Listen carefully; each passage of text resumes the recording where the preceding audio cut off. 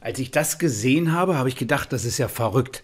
Ein Akku-Winkelschleifer mit einer 230 mm Scheibe. Ein Akku-Winkelschleifer mit einer 125 mm Scheibe bietet mittlerweile jeder Hersteller an. Das ist nichts Besonderes mehr, aber so ein großer mit einem Akku, Wahnsinn. Funktioniert sowas? Wir werden es ausprobieren. Das erste, was mir bei diesem Parkside Akku-Winkelschleifer auffällt, ist wirklich, der ist leicht. Der sieht gut aus und ist wirklich leicht. 3,5 Kilo. Mit zwei kleinen Akkus sind es 4,5 Kilo, mit zwei großen Akkus 5,5 Kilo.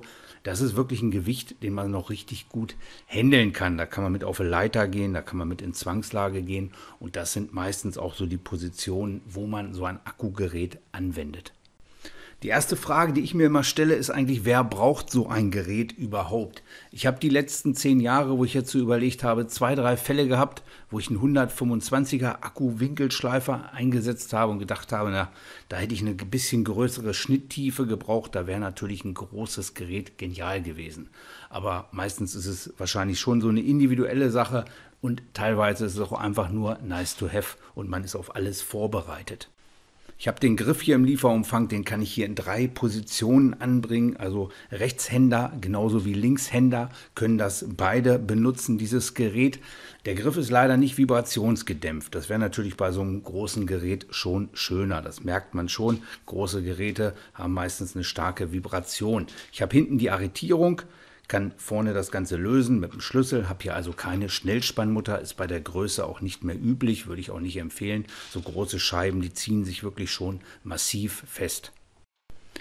Die Haube kann man stufenlos verstellen, wird hier einfach mit so einem Hebel immer wieder fixiert. Da kann ich die Schraube ganz einfach nachziehen. Das ist eine sehr einfache Lösung, die ist aber meistens am praktikabelsten und die hält auch meistens am längsten. Ist nicht in irgendeiner Form, dass da in irgendwas ausleiert oder sich abnutzt. Das kann ich meistens immer aus Erfahrung sagen, das hält wirklich jahrelang. Für meine Versuche hier rüste ich auf dem Gerät eine handelsübliche 2,5 mm Trennscheibe. Dünner sollte man bei 230 mm auf keinen Fall nehmen. Zu beachten, man hat an dieser Schraube oder Verschraubung 2 Seiten. Die eine ist für die Trennscheibe da, die andere Seite ist für eine Schrubbscheibe da. Da ist zusätzlich noch ein Ring, der die Schrubbscheibe zusätzlich führt. Da sollte man immer drauf achten. Jetzt habe ich hier ein Gerät. Und der Vorteil ist natürlich die deutlich erhöhte Schnitttiefe. Ich habe hier 70 bis 75 mm. Wenn ich einen normalen Winkelschleifer messe, einen 125er, ist das natürlich deutlich weniger. Beim normalen 125er habe ich hier eine Schnitttiefe von knapp 3 cm, 30 mm. Und das ist schon einer, wo man wirklich die Scheibe extrem ausnutzen kann. Also ich habe hier eine deutlich stärkere Schnitttiefe. 70 bis 75 mm kommt man hier rein bei neuer Scheibe. Das Gerät hat eine Sicherung gegen versehentliches Einschalten. Es gibt da viele Winkelschleifer, die haben dann 2 Knöpfe, die man gleichzeitig drücken muss. Hier hat man so einen Hebel, den muss man nach vorne drücken. Das geht wirklich sehr gut. Kann man einfach, ich zeige das hier mal, kann man den einfach so mit einem Finger nach vorne schieben. Man muss also drücken und gleichzeitig schieben, geht aber wirklich gut. Ist in der Form, sage ich mal, auch ganz gut gelöst. Ich habe hier an dem Gerät einen Taster, damit kann ich den Akku-Ladezustand erfragen und kann gleichzeitig das Gerät mit der Lidl Home App, also meinem Smartphone, verbinden. Das ist wirklich sehr interessant bei dem Gerät, das werden wir uns gleich noch angucken. Als Akkus kann ich anfangen mit den 4 Ampere-Stunden Akkus. Ich würde immer die neuesten Akkus empfehlen, die dann wirklich auch diese Bluetooth-Verbindung haben. Oder wie ich das hier mache, ich nehme die 8 Ampere-Stunden Akkus. Erstmal haben die viel mehr Dampf und ich habe von den 4 Ampere-Stunden Akkus auch nur einen. Und ich nehme immer diese 8 Ampere-Stunden Akkus. Also da hat man wirklich richtig viel Leistung und das braucht das Gerät. Das Gerät hat dann 40 Volt. Wenn ich das Gerät jetzt anschalte, es hat einen Sanftanlauf, stoppt relativ schnell wieder für so einen großen Winkelschleifer und hört sich auch relativ gut an. 6000 Umdrehungen und damit können wir loslegen und mit dem Gerät schneiden. Also das Gewicht ist wirklich eine Sache, die mich so ein bisschen verblüfft. Das hätte ich mir deutlich schwerer vorgestellt und wenn man sich diese alten, großen 230 mm Durchmesser Winkelschleifer vorstellt. Ich habe das immer so aus meiner Lehrzeit in Erinnerung, da habe ich da ab und zu mitgearbeitet. Da hat einem wirklich alles wehgetan, wenn man da ein paar Stunden mitgearbeitet hat. Das ist wirklich Wahnsinn, wie leicht so ein Gerät ist. Da ist natürlich die Frage, kann man damit auch vernünftig arbeiten, kann man damit vernünftig durchziehen? Mein erster Schnittversuch sind jetzt hier 6 mm Blech und da schneide ich einfach mal 2 Streifen ab und man sieht gleich an den Funken, das ist wirklich massiv, was man damit raustrennt. Also das ist Wahnsinn. Funktioniert gut. Das ist eine normale Geschwindigkeit. Die anderen Aufnahmen, das werde ich dann gleich immer noch mal dazu sagen, die habe ich teilweise schneller ablaufen lassen, einfach damit man vernünftig sieht, was ich mit dem Gerät gemacht habe, es aber nicht zu langatmig wird, dass wir hier nicht ein 2-Stunden-Video machen. Ist ja irgendwann auch langweilig. Auf jeden Fall ist es sehr interessant, mit dem Gerät zu arbeiten. Das Gerät ist leicht und man sieht, es schneidet auch wirklich sehr, sehr gut und sehr, sehr zuverlässig. Ich habe als zweites meine beliebte 60er Welle und da schneide ich eine Scheibe nach der anderen ab. Für mich ist jetzt mal so die Zielsetzung, wie arbeitet das Gerät? Und die zweite Zielsetzung ist zu sehen, von wegen, kann ich dieses Gerät überlasten, dass es abschaltet. Wir machen dann gleich nochmal 2, 3 andere kleine Tests mit dem Gerät, aber das ist so der Anfang erstmal und das sieht man, das funktioniert wirklich schon gut. Wenn ich ungefähr 3/4 durch diese Welle durch bin, dann neige ich dazu, das ganz leicht zu verkanten und dann blockiert die Scheibe und dann schaltet das Gerät immer kurz ab. Kann ich aber sofort weiterarbeiten. Das ist bei vielen kabelgebundenen Geräten auch und das ist auch gut so, sonst würde dir so eine Scheibe auch schnell um die Ohren fliegen. Aber an sich von wegen kann ich sagen, erster Eindruck ist gut, Gerät liegt gut in der Hand, ist wirklich leicht für die Leistung und man sieht das auch in diesen ganzen Funken hier, das Gerät zieht wirklich gut durch.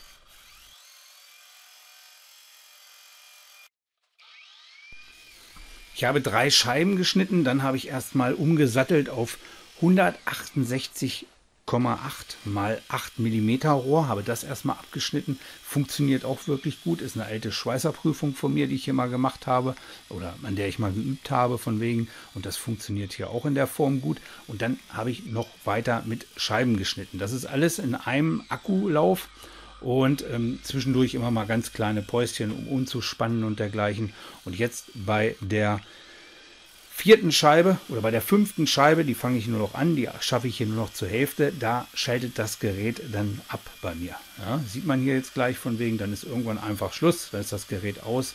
Dann habe ich circa 30 Sekunden gebraucht, der Akkuzustand ist aber auch schon sehr ermüdet. Circa 30 Sekunden hat es dann gedauert, dann konnte man das Gerät wieder einschalten. Das Gerät blinkt da unten, das sieht man auch. Also da ist das Gerät irgendwann von der Belastung am Ende.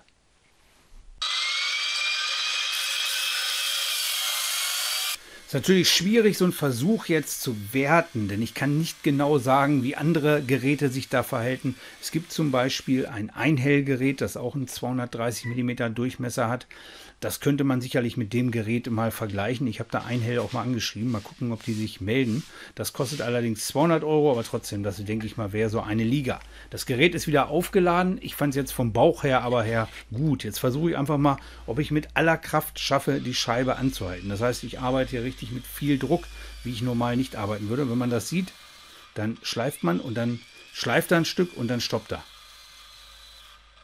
Und er stoppt. Ne? Sieht man von wegen. Ne? Kann man wirklich, da schafft man es mit, die Scheibe auch anzuhalten. Ist auch wieder die Frage von wegen, das ist dann so der Druck, mit dem ich normal nicht mehr arbeiten würde. Das wäre so diese normale Bewegung, mit der ich arbeite. Und wenn ich dann mehr drücke, schaffe ich es, das Gerät anzuhalten. Für alle, die die Frage stellen, ja, man schafft es, aber man muss massiv Kraft aufwenden. Der Winkelschleifer hat hier unten so ein schönes Bluetooth-Zeichen und damit kann ich das Ganze mit meinem Handy verbinden. Und das ist wirklich sehr interessant. Das heißt, ich brauche diese Akkus dann in dem Gerät, die auch wirklich diese Bluetooth-Funktion haben und dann kann ich in das Gerät reingehen. Und das habe ich bei keinem anderen Gerät bisher gesehen. Ich kann die Geschwindigkeit, also die Rotationsgeschwindigkeit, die Drehzahlregulierung kann ich hier vornehmen. Ich kann das Ganze regulieren. Das hier einfach mit so einem Balken auf Bestätigung. Man kann den Balken bis auf 0 schieben. Das Gerät lässt sich aber regulieren in dem Bereich zwischen 3000 und 6000 Reps per Minute, also Umdrehungen pro Minute, kann man das Ganze regulieren. Wenn man dann sieht, hier oben steht dann jetzt die Drehzahl 3000. 3000 ist das Minimum, was man einstellen kann. Und so kann man das Ganze einstellen. Ist natürlich interessant. Gleichzeitig können wir genau ablesen, wie viel in dem Akku noch drin ist. Das ist natürlich für uns interessant. Wenn wir das Ganze jetzt einfach mal mit so einem Schnitttest machen, da können wir genau sehen, wie viel Akku wir dann immer noch haben. An sich ist natürlich die Frage, Handy und Arbeitsplatz, ob das alles so zusammenpasst. Aber es entwickelt sich halt alles weiter. Ich finde es interessant, da mal mit rumzuspielen, dass man jetzt die Drehzahl da ändert. Merkt man deutlich, dass er dann wirklich nicht mehr bei 6000 ist. Ob es genau 3000 sind, weiß ich natürlich nicht, aber man merkt schon deutlich, dass man hier die Drehzahl regulieren kann. Und es gibt bestimmt die ein oder andere Anwendung, wo das auch interessant ist, dass man bei so einem Winkelschleifer die Drehzahl reguliert. Ist auf jeden Fall ein interessantes Spielzeug. Ich habe hier eine ganze Zeit mit rumgespielt, habe die verschiedensten Versuche gemacht, habe dann immer mal die Geschwindigkeit geändert. Man kann zwischenzeitlich auf den Akku und auch beim Ladezustand des Akkus ist das wirklich gleich sehr interessant. Das zeige ich euch aber im Langzeittest.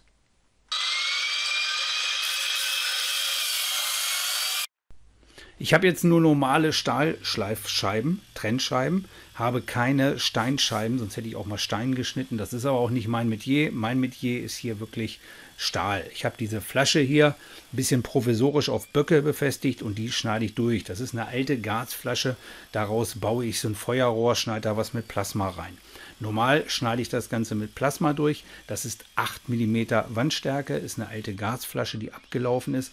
Und ich will einfach mal gucken, wenn ich die verschiedenen Schneidaufgaben hier erledige, auch mit höherer Geschwindigkeit, wie lange oder was kann ich alles mit so einem Akku schneiden.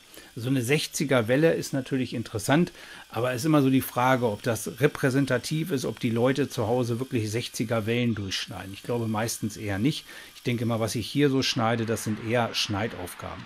Man kann jetzt hier reingucken.